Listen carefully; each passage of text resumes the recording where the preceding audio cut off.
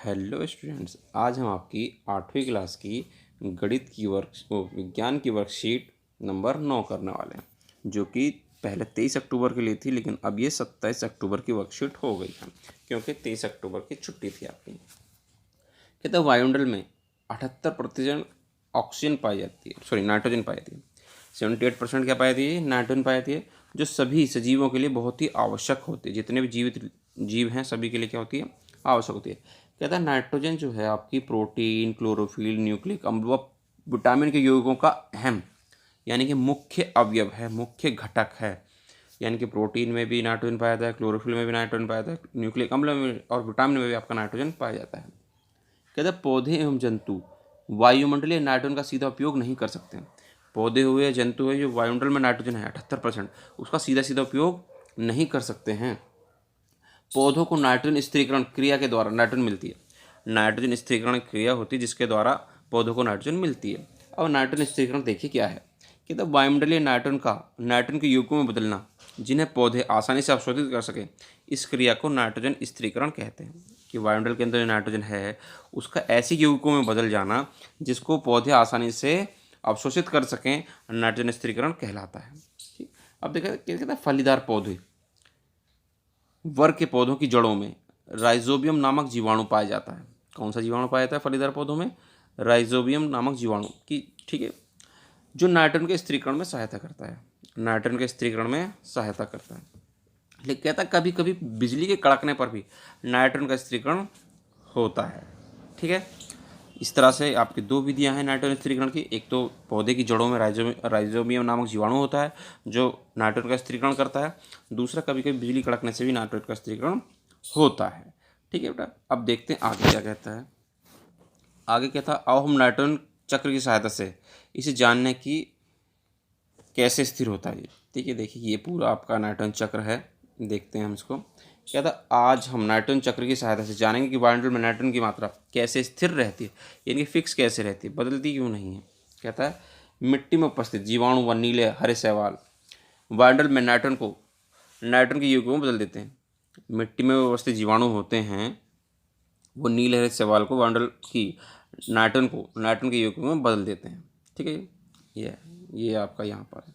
ठीक है, यह नाइट्रोजन यौगिक मिट्टी में चले जाते हैं और फिर ये नाइट्रोजन यौगिक कहाँ चले जाते हैं जी? मिट्टी में चले जाते हैं। पौधों की जड़ों द्वारा यह नाइट्रोजन यौगिक पौधों के अन्य भाग तक चले जाते हैं। जड़ों में पहुँच गए, जड़ों से अन्य भागों में पहुँच गए पौधे के, वहाँ पर उनसे प्रोटीन व अन्य यौगिक बनते हैं। वहाँ से क्या बनेंगे जी? प्रोटीन बनेंगे, अन्य यौगिक बनेंगे।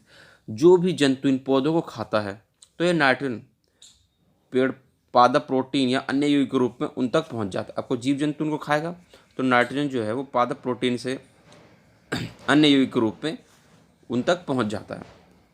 पौधे तथा जंतुओं की मृत्यु के बाद मिट्टी में उपस्थित जीवाणु और कवक इनसे नाइट्रोजन अपशिष्ट को नाइट्रोजन यौगिक में बदल देते हैं। और जब मृत्यु रहती है जीव जंतु की या पौधे की, तो मिट्टी में उपस्थित जीवाणु जो होते हैं या कवक होते हैं, नाइट्रोजन अपशिष्ट को, नाइट्रोजन का जो वेस्ट होता है, को नाइट्रोजन यौगिक में बदल देते हैं, जो पौधे द्वारा फिर से उपयोग कर लिए जाते हैं। ठीक है, इस तरह से नाइट्रोजन क्या रहता है? स्थिर रहता है वायुमंडल में। कहता कुछ विशेष जीवाणु नाइट्रोजन यौगिक को नाइट्रोजन गैस में बदल देते हैं, आपकी वायुमंडल में चले जाते हैं। ठीक है, कुछ विशेष जीवाणु होते हैं जो नाइट्रोजन यौगिक को नाइट्रोजन गैस में बदल देते हैं, जो वायुमंडल में चली जाती है। इस तरह से वायुमंडल में नाइट्रोजन की मात्रा लगभग स्थिर रहती है। इस तरह से नाइट्रोजन की जो मात्रा है वायुमंडल में लगभग क्या रहती है? स्थिर रहती है। ठीक है, अब देखते हैं इसके क्वेश्चन आंसर क्या कहते हैं। कहता है निम्न प्रश्नों के उत्तर दीजिए। पहला प्रश्न है, सेम और मटर यानी कि फलीदार पौधों की जड़ों में कौन सा जीवाणु पाया जाता है? तो बेटा हमने कौन सा जीवाणु पढ़ा था? राइजोबियम नामक जीवाणु पाया जाता है फलीदार पौधों की जड़ों में। तो ये पहले क्वेश्चन का आंसर हो गया आपका। अब देखते हैं क्वेश्चन नंबर 2 क्या कहता है। कहता है नाइट्रोजन का स्थिरीकरण किन किन विधियों द्वारा किया जाता है? तो नाइट्रोजन का जो स्थिरीकरण होता है वो किन किन विधियों द्वारा किया जाता है हमने पढ़ा था। एक तो होता है कि राइजोबियम, फलीदार पौधों में राइजोबियम नामक जीवाणु होता है जो कि नाइट्रोजन का स्थिरीकरण करता है। दूसरा हमने पढ़ा था कि कभी कभी बिजली के कड़कने से भी नाइट्रोजन का स्थिरीकरण होता है। तो देखिए यही लिखा है कि दो विधियां होती हैं। पहली राइजोबियम नामक जीवाणु द्वारा होता है इसका स्थिरीकरण, दूसरा कभी कभी बिजली के कड़कने से भी नाइट्रोजन का स्थिरीकरण होता है। तीसरा देखिए, कहता सभी प्राणियों के लिए नाइट्रोजन क्यों आवश्यक है? कहता सभी प्राणियों के लिए नाइट्रोजन क्यों आवश्यक है? क्योंकि देखिए नाइट्रोजन प्रोटीन क्लोरोफिल व विटामिन का मुख्य अवयव है। नाइट्रोजन जो होता है प्रोटीन का, क्लोरोफिल का, विटामिन का मुख्य अवयव होता है, इसलिए सभी सजीवों को नाइट्रोजन की आवश्यकता होती है। क्योंकि प्रोटीन अगर चाहिए, क्लोरोफिल अगर चाहिए, विटामिन अगर चाहिए, तो क्या है, सजीव जितने भी हैं उनको नाइट्रोजन की आवश्यकता होगी।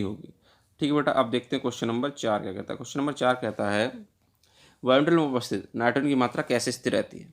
नाइट्रोजन चक्र बनाकर स्पष्ट कीजिए। वायुमंडल में कैसे स्थिर रहती है उसको बनाकर, चित्र बनाकर स्पष्ट करना। तो यही आपका देखिए जो आपने पढ़ा था कि स्थिर कैसे रहती है, तो यही हम लिख देंगे यहाँ पर। देखिए यहाँ से लेकर आप यहाँ तक सब लिखेंगे। ठीक है, चित्र भी आप बना देंगे। ठीक है, कि मिट्टी में उपस्थित जीवाणु नीले रेत से वायुमंडल की नाइट्रोजन को नाइट्रोजन यौगिक में बदल देते पहले। यह नाइट्रोजन यौगिक से मिट्टी में चली जाती है, मिट्टी से जो पौधे की जड़ों में जब क्या कर लेती है, अवशोषित कर लिया जाती है और उनसे प्रोटीन यौगिक बना दिए जाते हैं। अब जब भी ईट करेगा, खाएगा, तो हम देखेंगे तो वो उनके पास तक पहुंच जाती है। और जब वो जीव जंतु मर जाएंगे तो फिर से क्या हो जाए, जो जीवाणु होते हैं, कवक होते हैं, नाइट्रोजन को नाइट्रोजन यौगिक में बदल देते हैं और पौधे उनका फिर से उपयोग कर लेते हैं।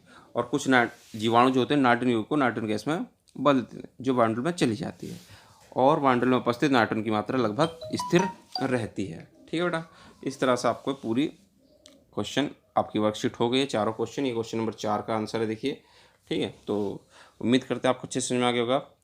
तो वीडियो अगर पसंद आई तो वीडियो को लाइक करना, शेयर करना और कमेंट करना। और अभी तक आपने हमारे चैनल को सब्सक्राइब नहीं किया तो चैनल को सब्सक्राइब जरूर करना। मिलते हैं आपसे अगली वीडियो में।